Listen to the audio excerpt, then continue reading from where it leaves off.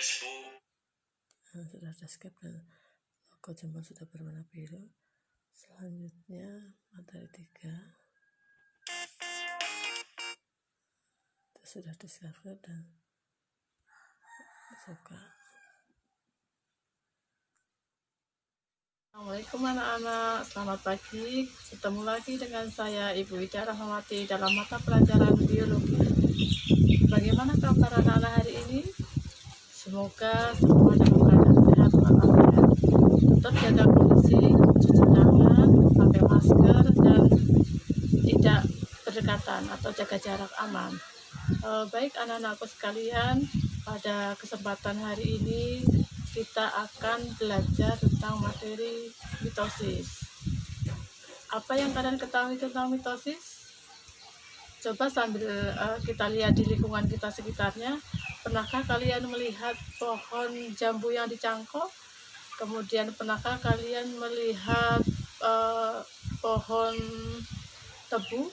Nah, penanaman pohon tebu, kemudian pencangkapan pohon jambu itu semuanya dilakukan dengan proses pembelahan mitosis. Apa ciri-ciri dari proses pembelahan mitosis? Nanti akan kita bahas. Baik anak-anak sekalian, kita mulai dari pengertian pembelahan mitosis. Mitosis adalah pembelahan yang jumlah kromosomnya sama dengan kromosom induk.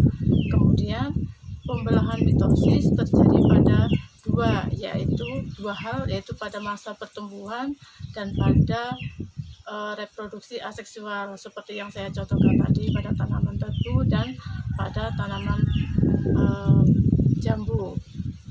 Kemudian apa itu ciri-ciri dari pembelahan mitosis? Ada 7 ciri-cirinya. Yang pertama yaitu jumlah sel anak, jumlah sel berjumlah 2. Kemudian tujuan dari pembelahan mitosis adalah untuk pembentukan sel. Yang ketiga adalah terjadinya 1 kali pembelahan. Yang keempat, sifatnya sama dengan induk karena jumlah kromosomnya sama. Kemudian yang keempat adalah terjadi pada sel somatis atau sel tubuh. Yang kelima, jumlah kromosom sama dengan sel induk. Dan yang terakhir adalah ada 4 tahapan, yaitu profase, metafase, anafase, dan telofase. Baik, akan saya jelaskan dari keempat tahapan mitosis. Yang pertama adalah profase. Apa itu tahap atau ciri-ciri pada tahap profase? Yang pertama, kromatinnya memadat sehingga nanti akan membentuk kromosom. Kemudian kromosom akan menjadi kromatin. Kemudian sentrosom akan membelah menjadi 2 sentriol. Dan ciri yang ketiga adalah inti selnya mulai hilang. Kemudian pada tahap yang kedua, yaitu pembelahan metafase, dicirikan oleh kromatid yang berjajar pada bidang ekuator. Bidang ekuator sendiri adalah bidang pembelahan. Kemudian sentriol menjulurkan benang spidel untuk berikatan dengan kinetokor. Kemudian tahap pembelahan yang ketiga adalah anafase. Apa ciri-ciri dari anafase? Anafase dicirikan dengan adanya peristiwa karyokinesis atau pembelahan inti. Kemudian kromosom ditarik menuju ke arah kutub yang berlawanan.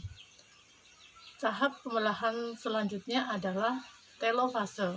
Apa ciri-ciri dari tahap telofase?